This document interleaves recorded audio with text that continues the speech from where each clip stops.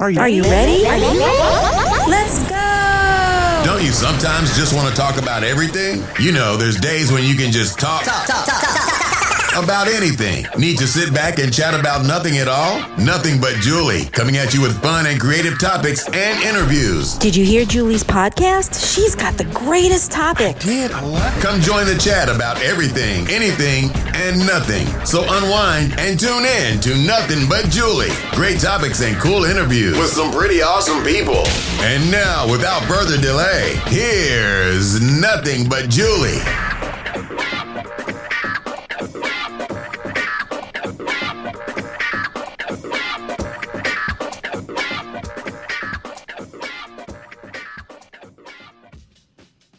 Hi, everybody. Welcome to Nothing But Julie. I am your host, Julie Schrager, along with Rhonda Marie. Hey, Rhonda, what's cooking? I'm good. How are you, Julie?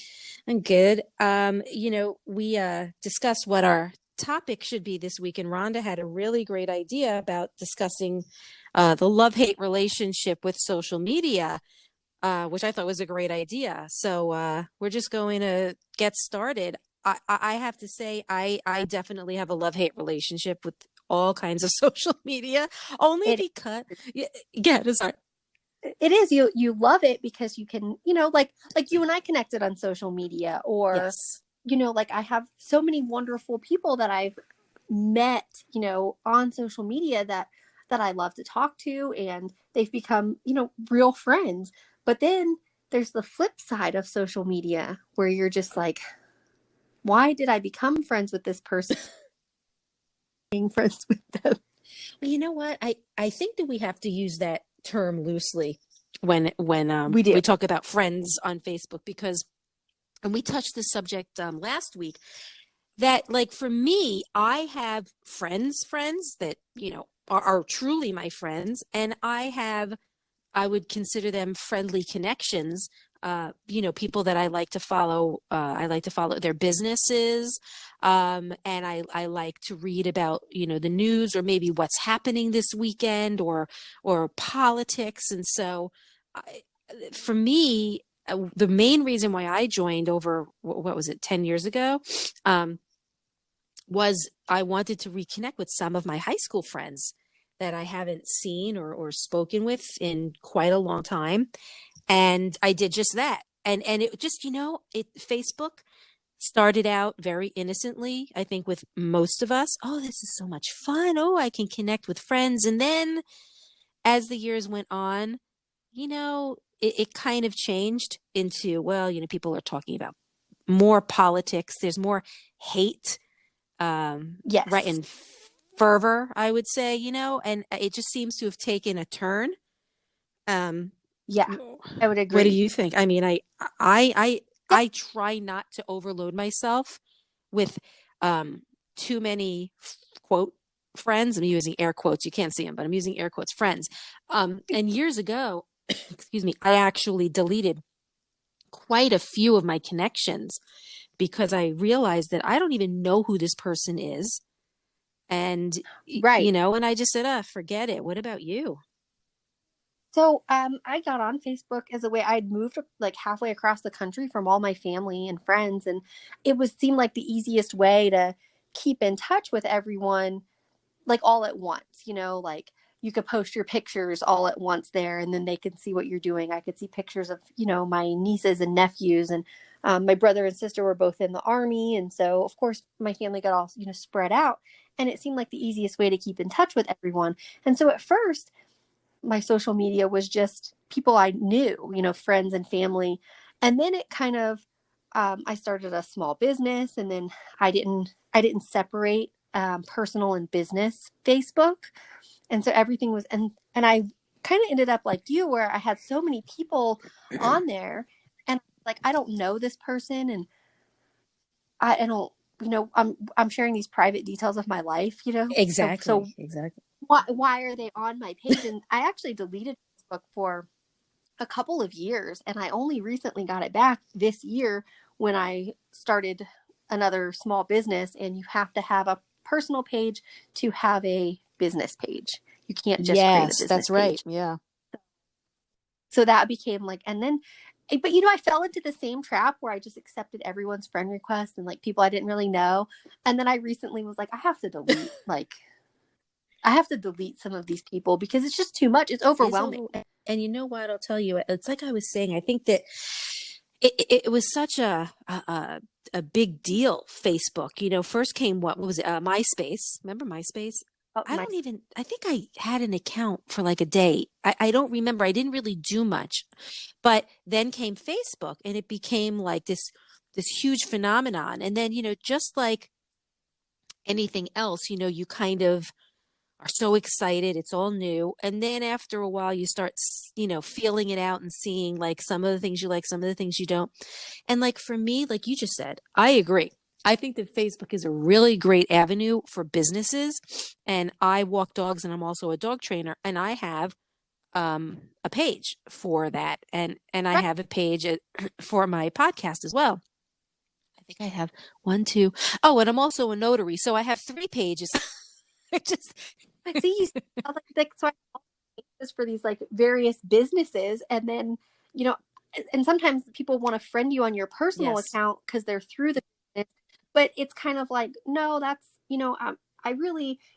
I'm trying to keep the personal account more like people I feel like I connect with on a more personal level. And I think that that's really what it should be for. And I just think that we all kind of got caught up in like the whole fun of the Facebook and, oh yeah, I don't know who you are, but yeah, let's be friends. And then once that whole kind of brouhaha is like over with, you start settling in and then you start seeing some of the things you don't love about it. And you start to kind of reflect on, do I really need to be, friends with this person? And there are some people, and I'm sorry if anyone that's listening is like this, but it is true. There are some people that post like multitudinous times a day. And it like, I would see this like one person over and over and over, more than one person, but it was too much. And I was actually starting to get annoyed and I didn't stop being friends with them. I just stopped. There's like a follow, right? Unfollow. So, but the thing of it is I didn't want to insult them or hurt their feelings because I am like more of like a friendly acquaintance than friends.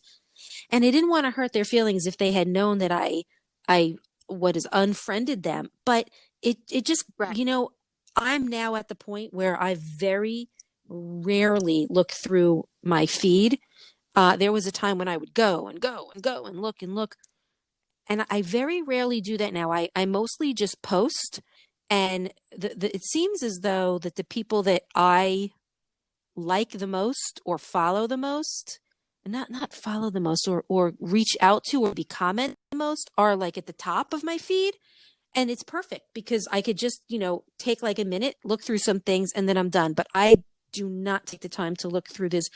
There's too much going on. Too many people are, I liked Facebook before it became a, like a political and marketing tool. And I think that people use it as an outlet to kind of like take out their frustrations. And then people start to argue. I would agree. Right? I've seen a lot of that, especially with the environment we're in now. But it's already bad as it is. I don't want to go on and keep seeing it. And that's my own personal opinion. And I don't have to if I don't want to.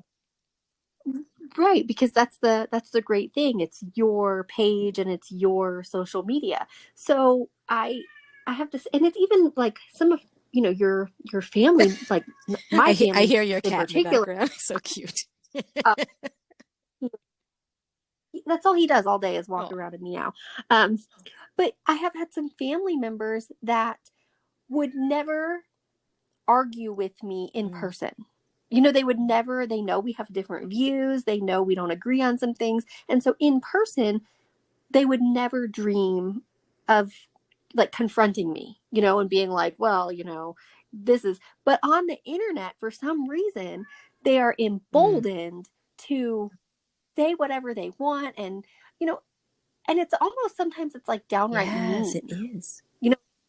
Like, well, I disagree with that. And these are my reasons why. It's downright name calling and nasty. And it I'm gets like, nasty. Yeah, you would never talk to someone like that in Right, person. because people have a computer to hide behind. And we've Yeah. known this for years. It's like I don't want to change the subject, but years ago when we didn't even have computers,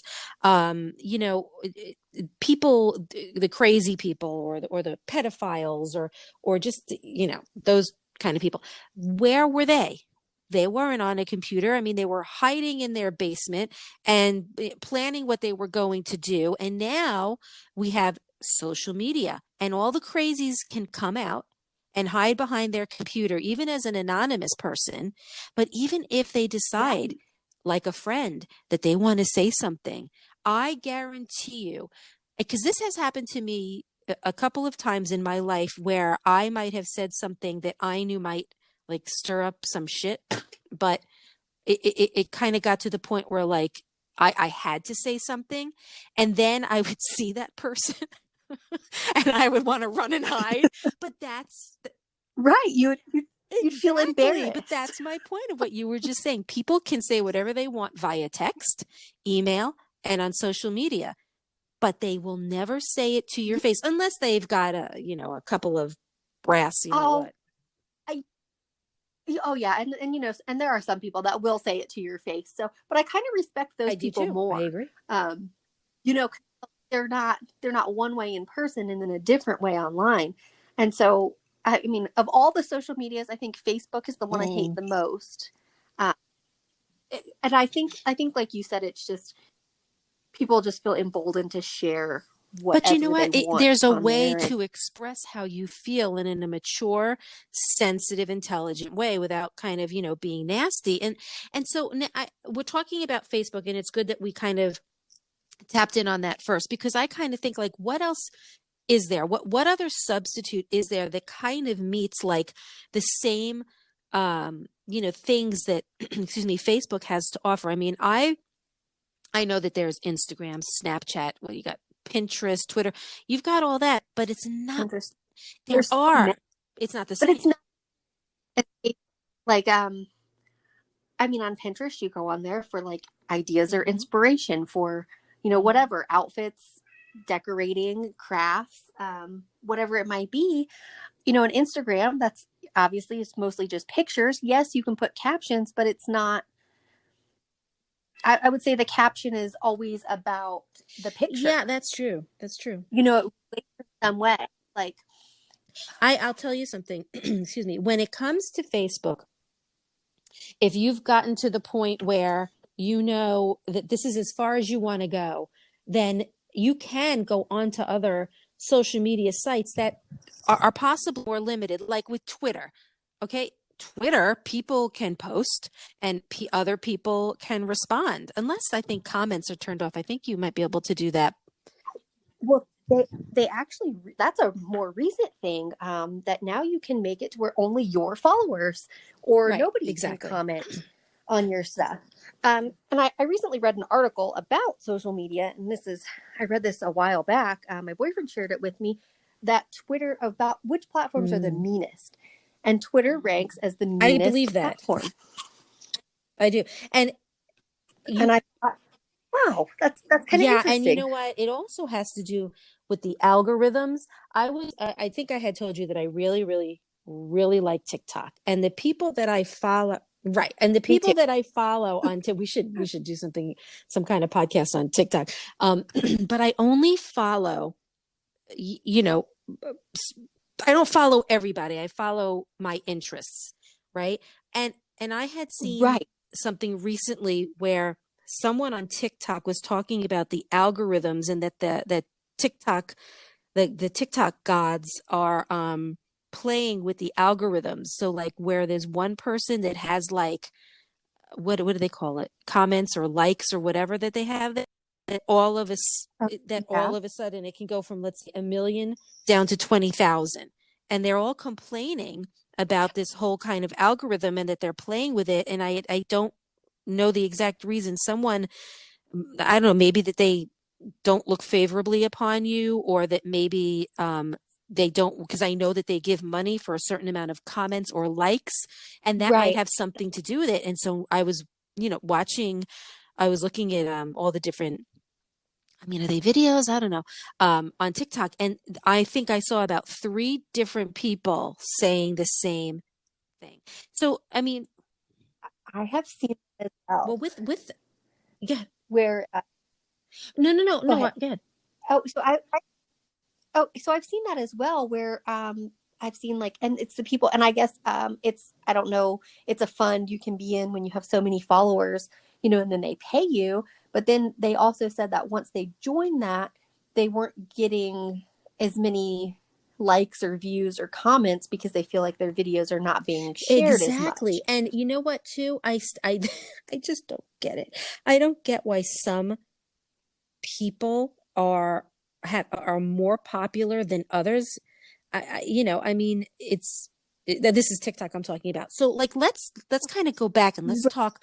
So like, okay, we know how we both feel about Facebook, and obviously it really is a great platform for us to use, especially for It businesses. is. But I remember there was a time when kids, were using Facebook and that was it. And now it's TikTok and Snapchat and Instagram. And so you have an Instagram account, so do I. I have a personal and business, and I love it. I Same. actually love Instagram. I think that in as much as there are negative comments that people, can type in, I think that it, it's not as nasty as Facebook or Twitter. And you had said that Twitter's like the worst. I would Right. Twitter's been ranked as, and I do have a Twitter and I share, but the thing is, I don't notice the meanness on Twitter, and maybe Yeah. that's why I was surprised with it, because I don't really act a lot on there. I post, the link to the podcast, or I post, new shirts that have been made. I don't really go on there and read things. So maybe that's why I don't notice it as much. But Instagram is probably one of my favorite ones, because I feel like if people don't like what you're posting, they just unfollow Right. you. They don't, it's not so much as they have to, leave some nasty, rude message on there. They just unfollow you, which is what I do on every platform now when somebody is really too much or they're being especially nasty. I just, okay, well, I'm not gonna partake in this. I'm not gonna leave you a nasty comment, but I'm just not gonna Right. follow you anymore because this upsets me. And I think that that's like the easiest thing that it is. But for some reason, people cannot do that. And I do have, I have a friend, and she has a lot of followers, and it's kind of like, she's a social media marketer. So Right, her right. business is her. And her own media obviously has to be vibrant and full of followers and interaction, because why would you hire someone who doesn't have a good social media themselves? And she does get nasty comments across every platform. And it's like people have to announce their departure from her because they don't like something that she's doing, Well, that's or just whatever it is. infantile. So they feel the need Yeah. to tell her. It is. It is. And no one cares. So, she has this. Right. That's so she has this saying. She said, "This is not the airport. You do not need to announce your departure." That's a good. And I'll tell you something. Have you heard of Parler? Social. Okay, so I have Parler. That's what prompted my let's talk about. Oh, there you go. social Well, I'll media. tell you, I was on Facebook. I guess it was about a week ago or 2 weeks ago when I had first seen Parler, and someone just kind of mentioned it like very, matter of factly. And I'm looking at this like it was just like a regular comment, and I didn't understand what they were talking about, so I looked it up.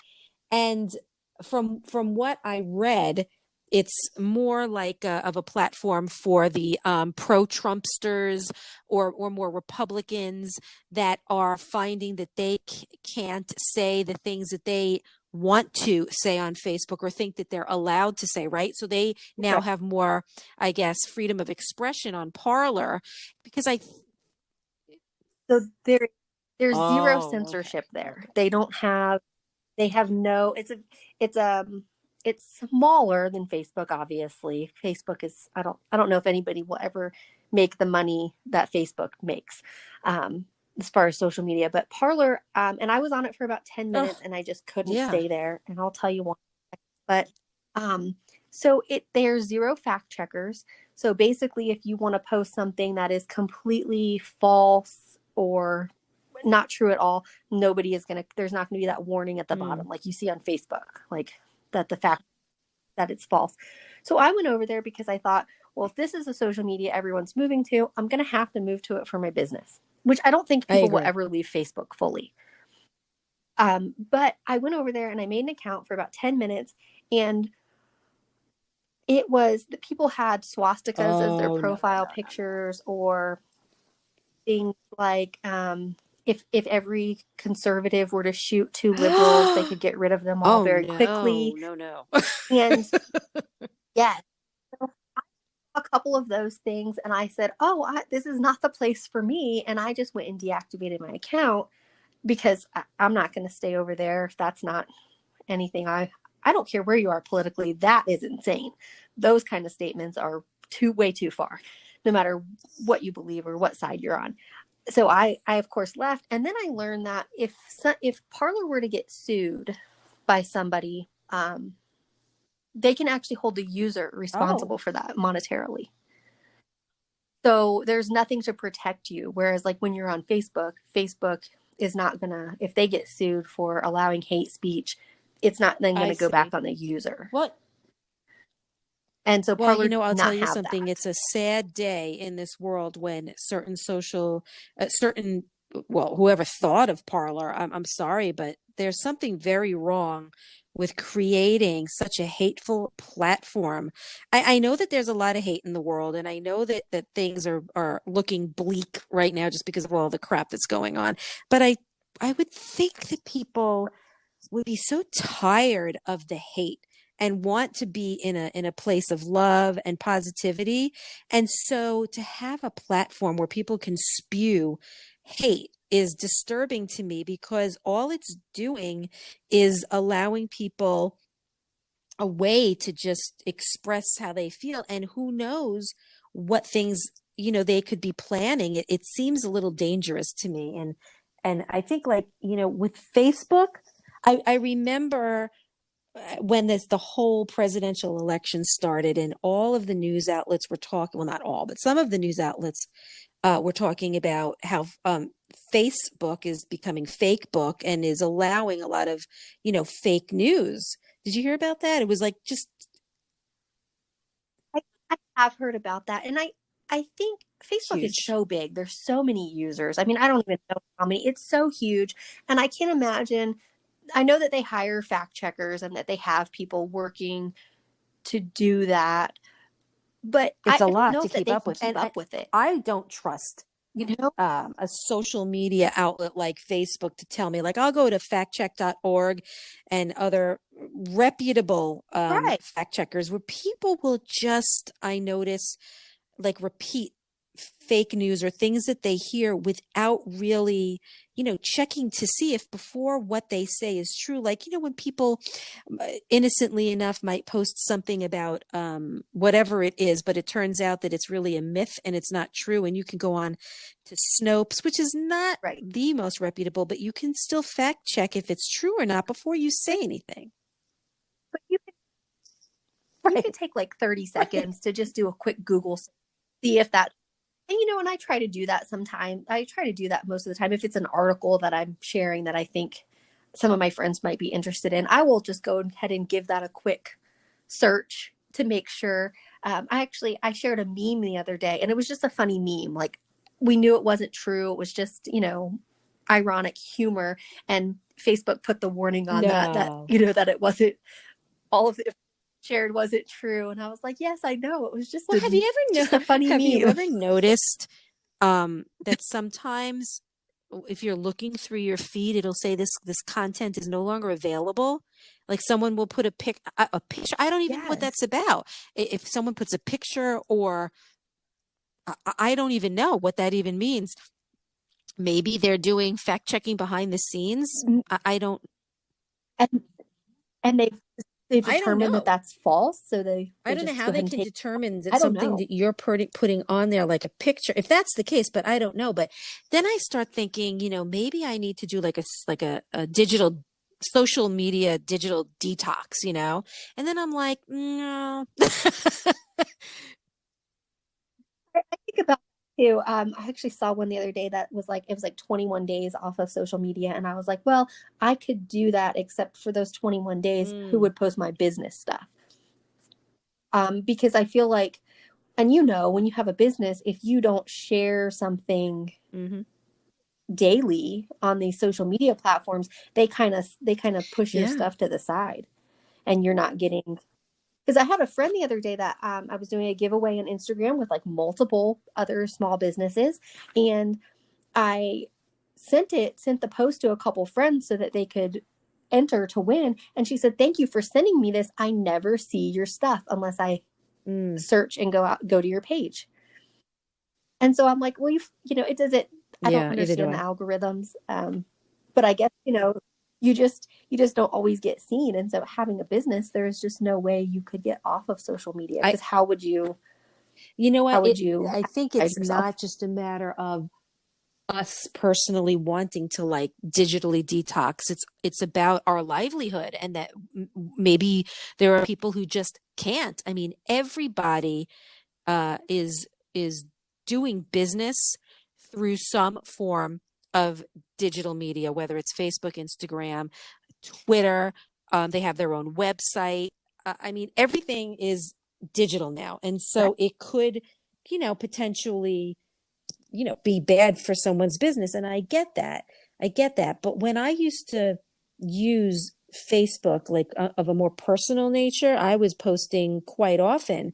And I don't really post that often. Like the other day I posted a photo of my puppy turning 3 months, you know, and I was like, oh my God, I'm so excited that my dog is 3 months. I have to post this. And that was it.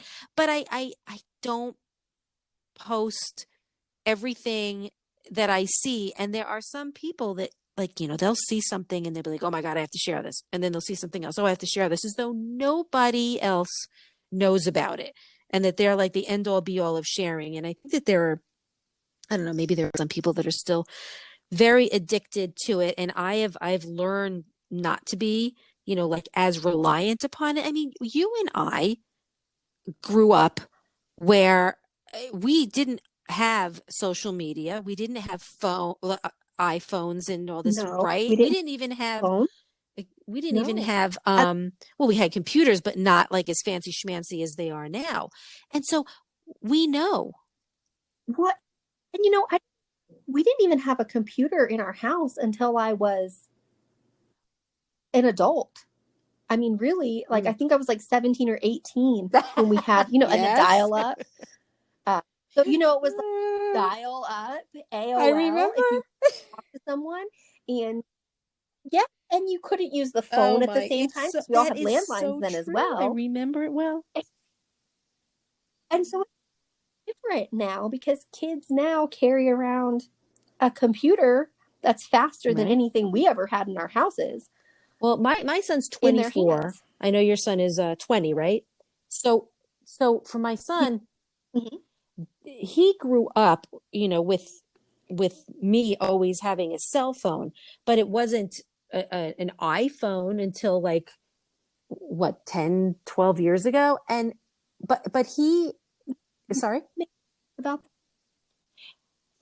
and about that 10 or 12 years ago. With that, you know, he kind of remembers a life without, you know, a cell phone, but he still always had, you know, the technology, and you and I didn't. And so I can look back and remember things that I was able to do when I was bored. I mean, I was looking at something the other day and I forget where I saw it, and it was all about how, you know, we are so much stronger than the next generation that has come after us, because we had to wait in line and learn how to be patient for things. If someone didn't have call waiting when we would call, we would get what they call a busy signal that I don't even think children even know about.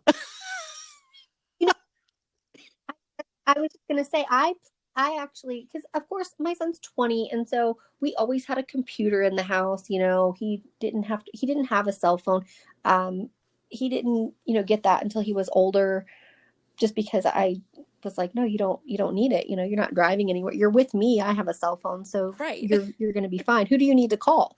But now I see kids that are like my stepdaughter, she's 9, she's in 3rd grade, and she has friends in her class that have an iPhone. And I just wonder, what does a 3rd grader need? But I actually played for him the sound of the dial-up internet, and he was like, that's what it was like. And I said, that's what it was like.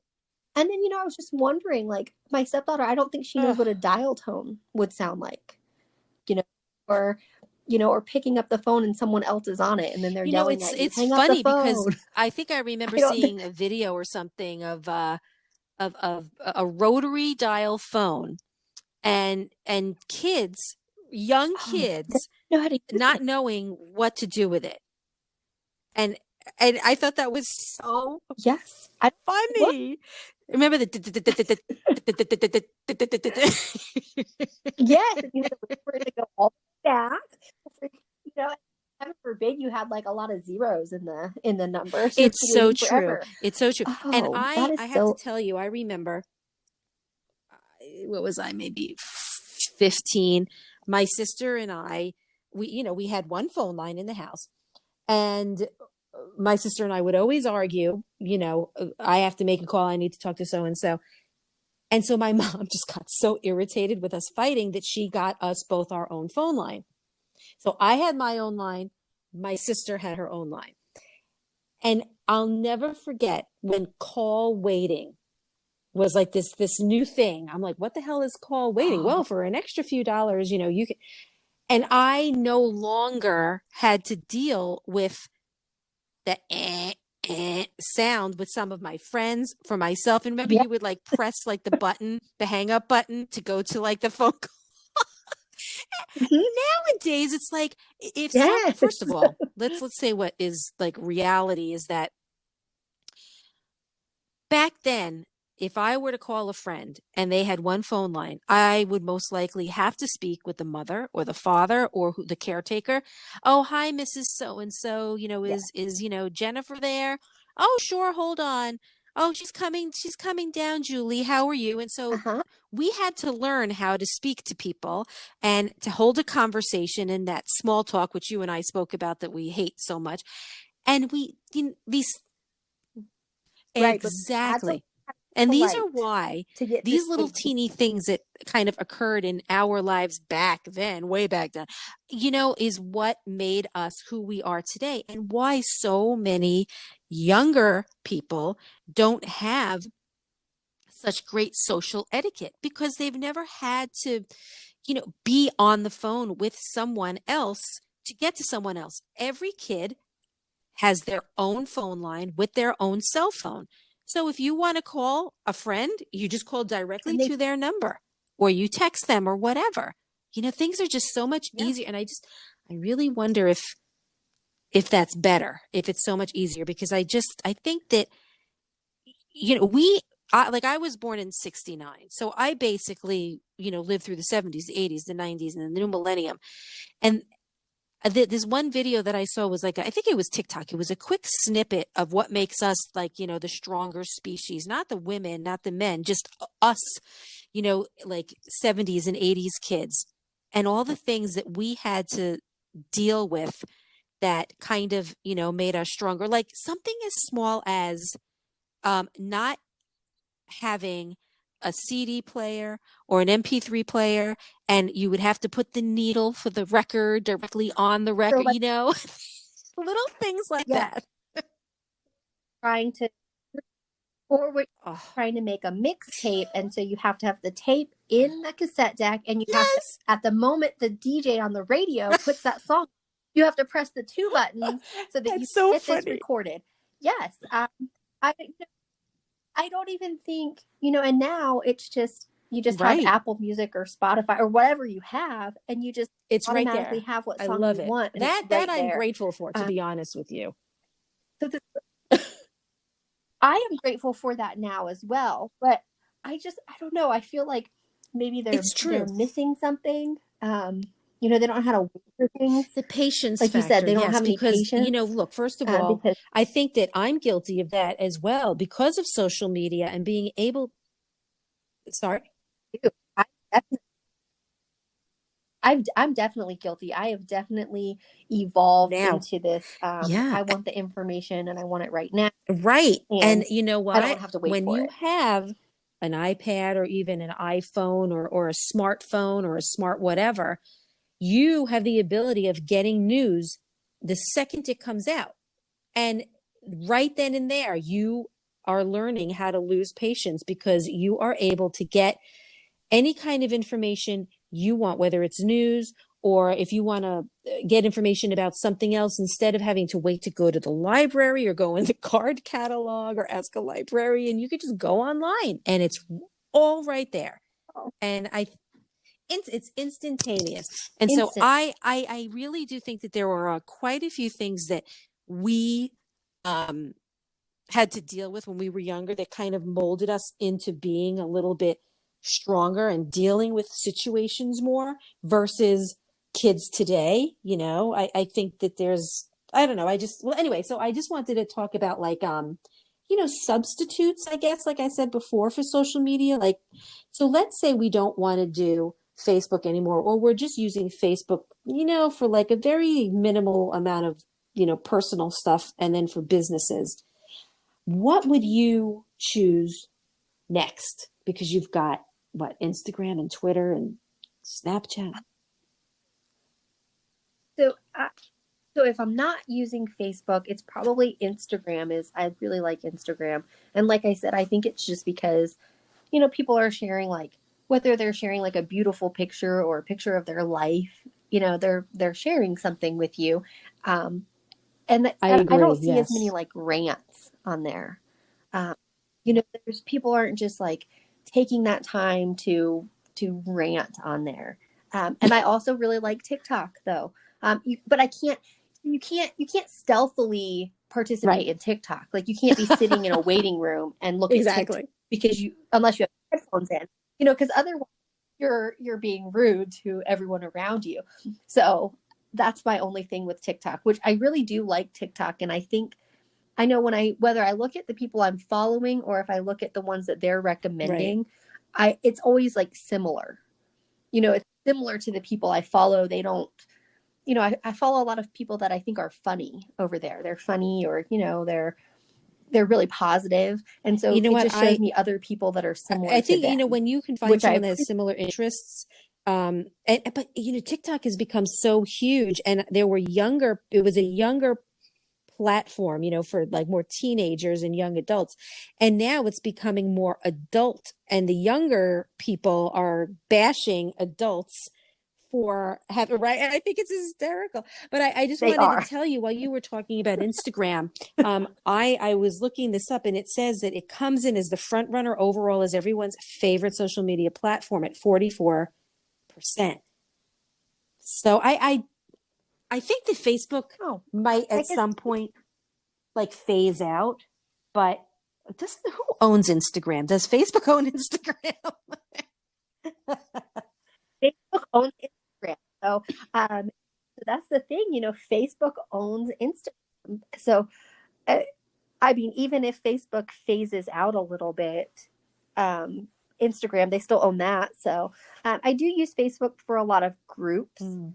where it's specific interest, um, like for selling wholesale, or, there's a small business group that Well, I'm in. So I do use it for that.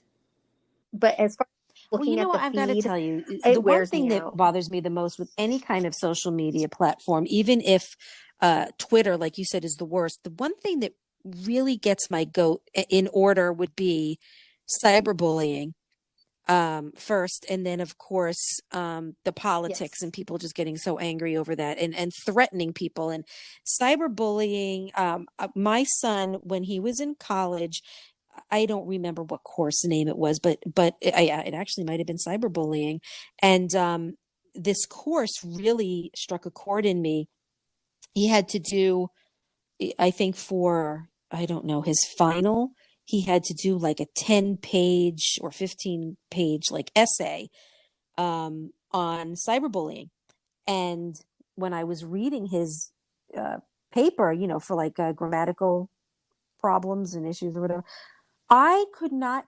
First of all, he had, this was like college, so he hmm had to cite everything and quote everything. And I could not believe the amount of references out there just on cyberbullying alone. And that was just a few. And it struck a chord in me when I was reading his paper because I knew about it, but I didn't like really indulge in like researching. And after I read it, I started researching about cyberbullying and some of the children that have been, bullied on social media, and some that have committed suicide, or some who no longer go to school, and the issues that they might have had, mental health issues and so on and so forth. It made me, wasn't angry. I was very, very upset. And I thought to myself, this is what our world has come to, hiding, like we said before, behind a computer and bullying innocent kids online. And so I think it's atrocious. Yeah. And Yes. have you seen in some of those cases, it's adults bullying online. It's even just their peers. And so I have a friend, and she's a teacher, and I disagree with her on this, but she says cyberbullying isn't real because you can just log off. And yes, you can log off. And as an adult, I can just say, well, I'm not going to talk to you anymore. It's easier for me as an adult to say, well, I'm just going to delete that. But when these kids, I feel like, live a large portion of their lives online. And so I don't feel like it's as easy for them to just log off, because if you don't have social media, you're kind of an outcast. If you are not on these platforms and you can't share that with your peers, then that's just another thing for them to bully you on. And so whether I feel like it's worse online. My son's not huge into social media. He doesn't really post anything. He basically has accounts to look at things, but he doesn't have like a large online presence. He just never was really, really into it. And so, when I asked like his opinion on it, he was like, yeah, he's like, I don't post a lot. He's like, but if I didn't have these things, I wouldn't know about anything going on with any of my friends. I wouldn't get it. So I don't think it's as easy as like telling a kid, well, just log off and don't look on it. Because I think a large portion, true. Like I said, of their lives are lived online. Your friend who said you can just log off, but the stigma, it's still there. The words are still very hurtful. It is. And then once you've seen it, you wonder what else are they saying. And it doesn't, I know that Facebook and I think Instagram have created like online tools and ways of, preventing cyberbullying more now than ever before. But I still think that it creates a horrible situation for anyone. And it would, when I was a kid, there were no computers. Well, there were computers, but I mean, what are we talking? DOS. So if you were right, we weren't right. If we weren't as were to get bullied, it was always done in person, or you would hear from a friend or a friend of a friend, so-and-so's been talking behind your back or whatever, right? It was the gossiping. It was the gossiping behind your back. You knew who was bullying you because they would do it to your face. And now you can have an anonymous person like create some kind of, fake account and bully you. And you might not even know who that person is. And that's very, very scary in a world to live in.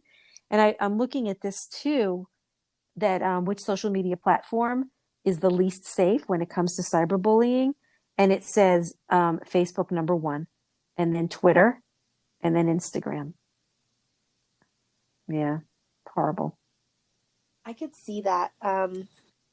I could see that. And, I don't know if there's an answer for that, considering like you can make as many accounts as you want with as many fake names as you want. So I don't know that there's a way that kids could get away from that. I think that's where before my son was 18, I paid for his phone. I still paid for his phone until recently, but I paid for the phone. And so if I'm paying for it and you're under 18, I'm going to be able to check it whenever I want. And that was both to Exactly. just see if he is doing anything he shouldn't be doing, or is there something happening that you're not telling me about? I never found anything, but it was just that, that I could see that. And so, my niece, who is on social media quite a bit, my sister does the same thing. And she found, that my niece had been getting bullied online by, a group of girls. But my sister was able to address it. She was able to figure out, where it was coming from and talk to other girls' parents. And so she was able to address it. But I just wonder, like, how that is affecting all of these young kids, where they can't get away from first it. of all, you need to have a really good base at home, but not every kid does. And then it follows suit at school. There should be zero tolerance at schools. And where I worked in the high school, we had like I don't know if she was considered a therapist, but she was the person that you could go to, if children in the high school were having issues. And there was bullying, and parents would go in with the children and speak to this woman, and then they would find out, who the bully is, and the bully would be brought in and be reprimanded, maybe even suspended for a period of time. And so there are ways outside of the home, that other places like schools should be handling this. And there should be zero tolerance, I think. There should be zero tolerance, I think, at all schools, even colleges. But the thing that you said before really struck a chord in me, and it's very true. How adults are bullies as well. And they do it, very nonchalantly in front of their children. And that's another reason why children can grow up to be bullies. I mean, you have a son who, might have played sports like my son. And I remember whenever and my son, I think, touched on every single sport except for swimming and football. And the bullying from the coaches the coaches, and then the parents, and the heckling on the sidelines. I got into a few little arguments with some of these parents, like, shut the blank up. But Yeah. Yes, I remember sitting at a football game on a Friday night his senior year, and hearing people behind me discuss. Now, their football team wasn't the greatest. They weren't winning state championships or anything, but my son was fortunate to have some really great football coaches growing up. And so, he had some really great coaches, and the team was very close, and they would go, to breakfast together, or they would, we had a dinner together before the game. And so it was like a family. And I remember just sitting there, and the parents behind me were talking about how terrible they were and making jokes about them, and saying that, the only reason people should come to the games is for the band. And I just was getting so infuriated, because would you want your child to be saying that about another one of their peers? Because I certainly wouldn't. I mean, and my son, and of course, I guess there's always that thing between the football players and the band. I wasn't in band, so I don't know, but they would kind of like razz on each other. And I was like, okay, but you have to know when it stops from being playful joking around to you're hurting someone's feelings.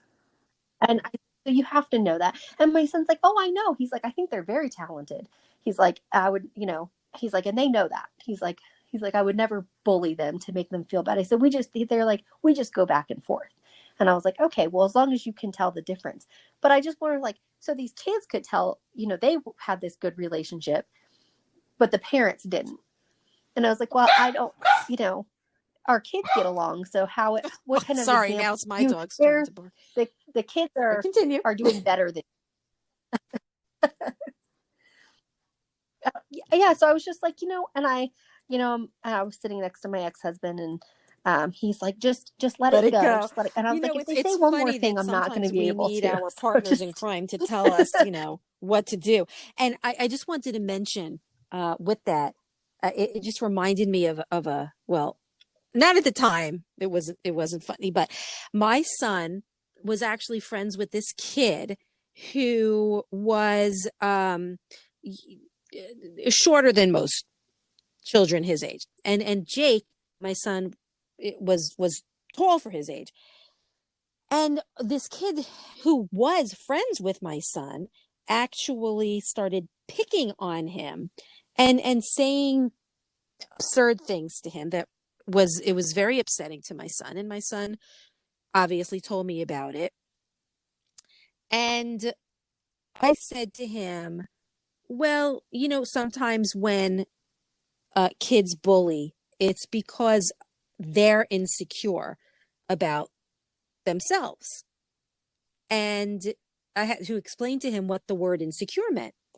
And I said, but it does not have anything to do with you. It's, just their hang up. And, this was like kind of like the beginning of me trying to discuss, what bullying meant. And so the next day, my son went up to this child and said to him, you're just bullying me because you're insecure with yourself. And what's so funny, this is like fourth grade, where you very rarely hear a fourth grader use words like that. So right. So the next day, right, yes, the next day I was picking up my son. I was waiting for him. And this child's father comes up to me and says, did you tell your son to say to my son that he's insecure? And now I'm like, oh shit. Like, what do I say?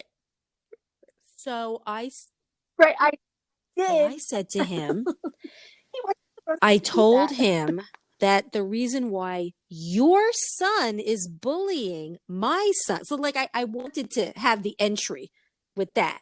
Yes, I did, but let me tell you why. Because of what your son's doing. And I said, well, it's because, because your son was bullying my son. I explained to him why sometimes bullies do what they do. And never mind the fact that his son was bullying my son or picking on him.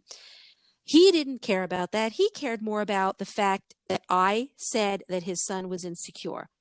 Now, but this man kept Rhonda, he kept saying it over and over again. And I'm like, well, then the apple doesn't fall too far from the tree. Because look at how upset you're getting about your son being called insecure, which is obviously hitting a nerve with you because possibly you're insecure. And so it kind of turned into like a battle of words until I finally said to him, look, we can agree to disagree. Okay. And maybe that's not the reason, but that is what I told my son because he was very upset that your son was picking on him. And it's the first thing I thought of. I said, so why don't we just stop discussing this and let's see if the kids can work it out. And they turned out to be best of friends. So I just think about that one incident about bullying and parents and how sometimes it comes directly from the parents. And if you don't bring your children up in the right way, then this is what can happen.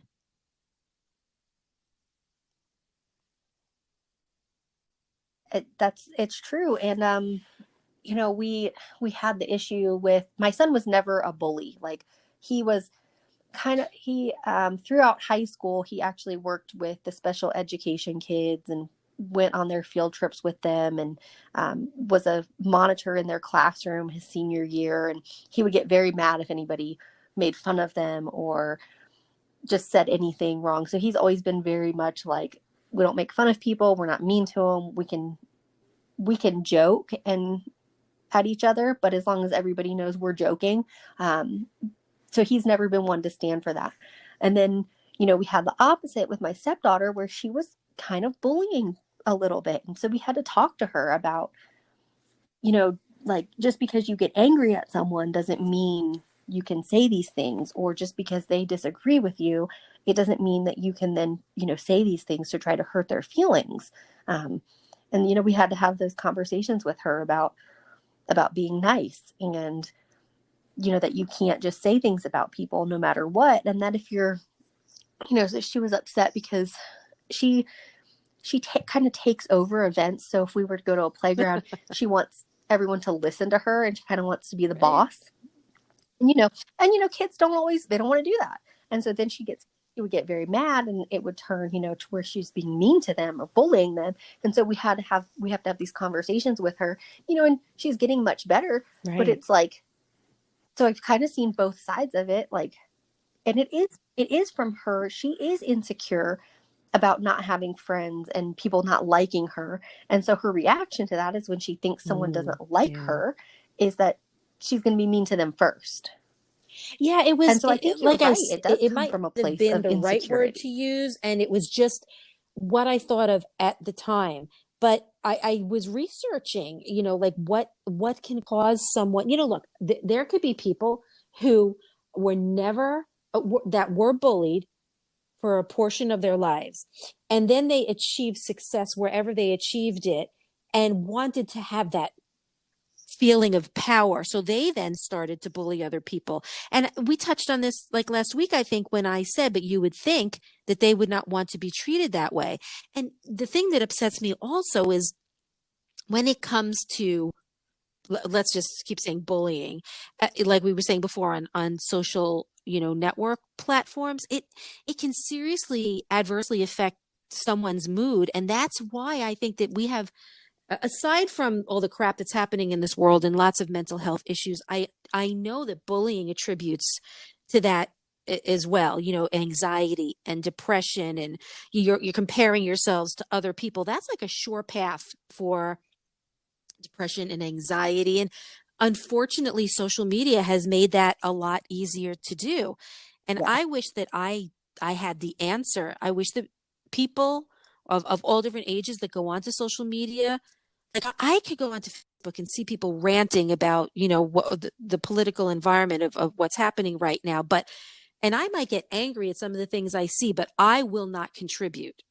I won't say anything, because I know sometimes you just can't get through to people. But do I want to put myself in that position and have those horrible feelings of anger and anxiety, or do I just want to leave it alone?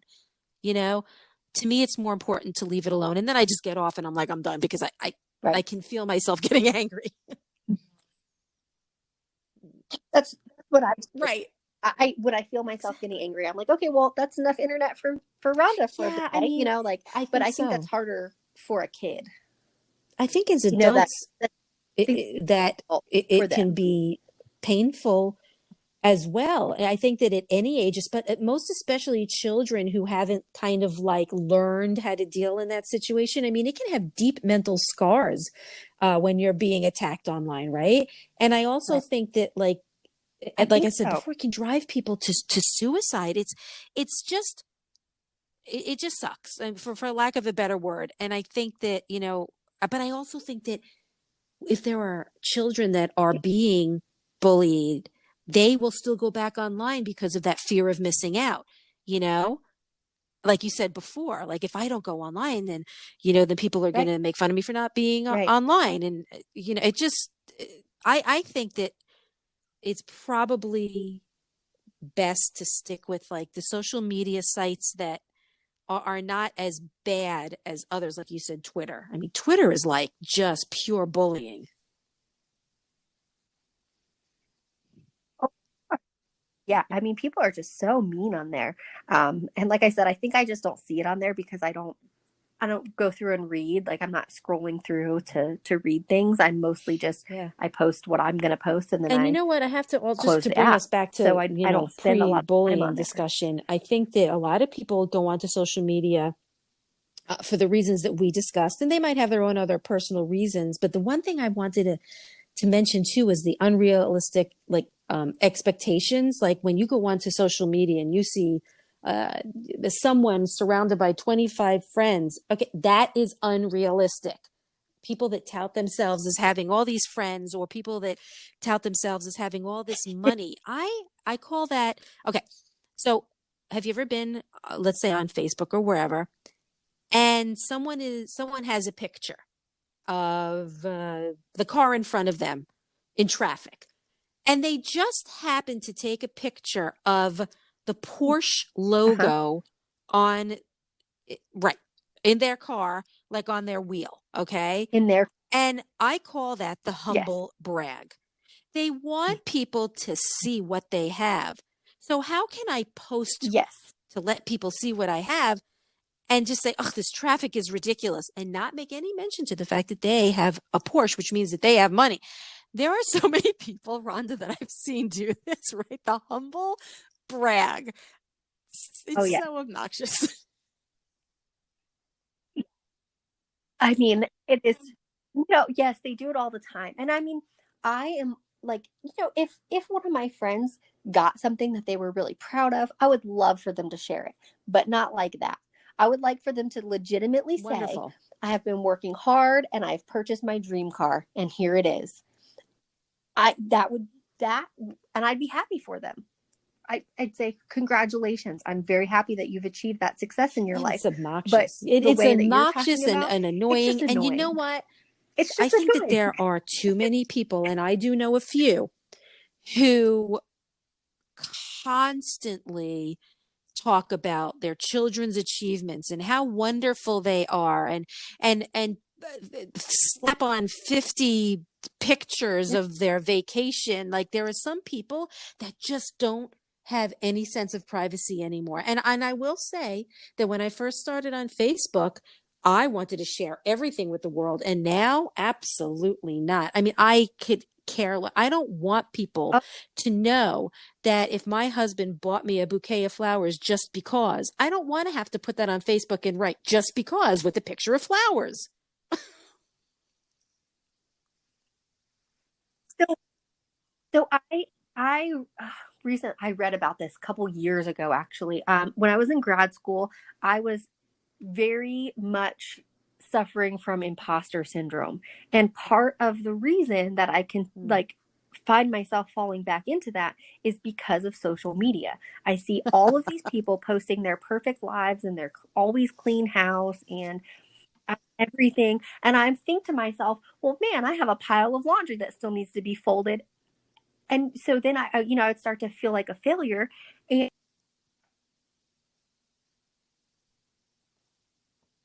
about it. And I was like, well, that's just not true. And so I call those people the highlight reel people now. They share everything good about their life, but they don't share any of the bloopers at all. And so, Exactly. I mean, and so, I find myself like when I'm taking pictures or whatever, I'll be like, oh, I can't put that online. You can see like dust on that table, and, and like Oh my trying to God. myself. And then I was like, you know what? I'm just gonna post that picture because it's my dog and it's cute. And I'm just, That's it. if someone points out the dust, then whatever, I'll say, Oh, well, I'm so sorry. I had to let my housekeeper go. I I have mean, to tell you, you are cracking me up, because that is so true. And but the thing is I would notice that also. I would notice the dust. That is me. I would be like, oh, wait, her house is dusty. That is friggin' cool that she can do that, because here I am trying to take like the perfect picture. Because nobody is perfect. Nobody's lives are perfect, but yet everybody is out to make it seem like it is that way. And it's right. not. And then you have to wonder, like, you have this perfectly cultivated life online, but Right. is there any substance behind it? Very well said. And Or and I want to again, are you are they so busy creating this perfect persona that that's all they have time to do? it's possible. I mean, what about people who use what do they call it? Filters when they take a picture? And then I think I read something once before about you're never going to even be able to recognize this person because they look totally different on social media than they do in person Right. because of all the filters that they use. I mean, look, if you don't like how you look in a picture, I understand that. We don't always look, wonderful at all times. But if you're going to use all these different filters and look completely different, that's a little much, I mean, you know? I didn't even know a few years ago before, like, well, it was a while ago after I got divorced and before I met Mark. And so I was going on dates, of course, and my pictures just look like me, like Right. first of all, I don't know how to edit photos well enough to make myself look that much different. So my pictures just look like me, when I did some online dating, and I would always get that remark, wow, you look exactly like your pictures, or like you look better than your pictures, like Aw. prettier in person than in your photos. And I was always like, I don't. So finally, and I didn't ask any of the casual dates or any blind dates I got set up on. So when I met Mark, I asked him because he had done online dating, and he said, yeah. And I learned that there are apps where you can actually like change like your face, like you can give yourself better cheekbones, or you can take like a What? little extra fat that you want to, and you can trace that off of you. And I didn't even know that existed. And That so is now, ridiculous. sometimes when I'm looking at people's pictures and I'm like, wow, they look perfect in every picture. And I wonder, do they look that perfect, or are they just really good editors? But you see, now we have to question almost everything. And it's We do. very, very true. Look, I know that there are some people who might be, how do I say this nicely? Might not be happy with how they look. Maybe they need to lose, a few pounds or whatever. And some people will just take a picture from like, the torso up, or the upper torso, but not completely change how they look. And there's nothing wrong, if there's something that you don't love about yourself, there's nothing wrong with, feeling if you want to cut it out. There's nothing wrong with that. But if you're going to change your entire look, I just don't get that. Did you ever see on TikTok? I follow this one woman who was a makeup artist, and now I think that she's like a freelance makeup artist. Long story short, I'm going to send you the link. She looks like a completely different person without makeup versus with makeup. And I was watching this and I was thinking to myself, oh my, I would never even recognize this person. I, Never I in no, a I million years. I love watching makeup artists on TikTok, and mostly because I think that they're so talented, because I don't have that talent with makeup. Neither do I. So I think, and I find it incredible, like all the looks they can do, but it's always like that. And I see them in the beginning of the video and they have no makeup on. And then by the end, I feel like they look like a completely different person. Right. And I'm like, I not even recognize that person Nope. at all. I agree. I would never recognize that person. And the thing of it is, it's like a complete transformation. I mean, you can take someone who might not be the best looking person and transform them into a beauty. And it's just incredible what makeup can do. It really is. But I'm talking about not being able to Yeah, like no, not even being able to recognize them. I follow several that can do that. But they always show their bare face. So yes, that's the point. That's what I love. I don't think that they're like, I don't feel like they're what's the word when you make yourself look at whatever it is. I don't feel like they're doing that. I feel like they're just sharing their talent. That's right. But I agree. I do like, there was a couple, I guess they're influencers that I had followed for a while because I felt like they were sharing really good stuff. But then it was like they changed recently. And it was like that with them. Like one day she posted something without makeup, and which she ended up deleting because she looked so much different, and people were commenting like, oh, you look a lot different without all your makeup on. And nothing bad, they were just saying she looked different. And it wasn't that she looked ugly, and no one commented anything rude, but she was so insecure about it that she ended up deleting that. That she felt uncomfortable and had to do that. And I was like, oh, well, this is a very insecure person. Like, she's very you know what? I think also with social media, no matter how many times someone might actually compliment you, you still have inner demons. And right. And no matter what people say, or, I mean, like how many times has someone, tried to compliment you and you're just like, really? Like, thanks. Like, I didn't even think I looked that good. Right. So, So we're the same way. But I've learned that, if you get a compliment You just simply say thank you. And once you start doing that, it just becomes so easy. But then I thought, if I just say thank you, it sounds like I know, I'm expecting you to say that. Right. And I think women go back and forth with that, like, because, you know, I always want to be like, really? I didn't think I looked that nice today, but now I just say thank you. And sometimes I worry that, like you said, that's not the right response either. I think it is. I think that, like, again, it's another insecurity of, oh, wait, did I just sound like I was conceited? But you know Right. what? It takes a really awesome person to take the time out and compliment someone else. Especially with women, I don't think it comes easy. But I mean, it could just make your day when someone just takes a minute.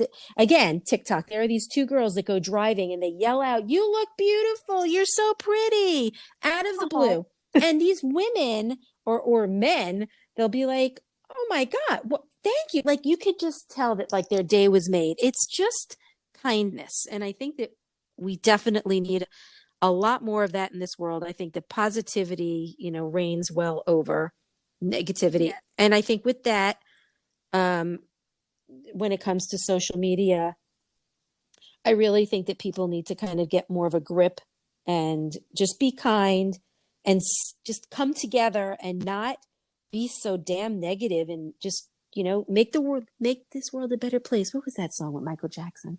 Heal the world. Yeah. Make this a better place for you. Let's sing with me, Rhonda. Oh, no, I do not sing.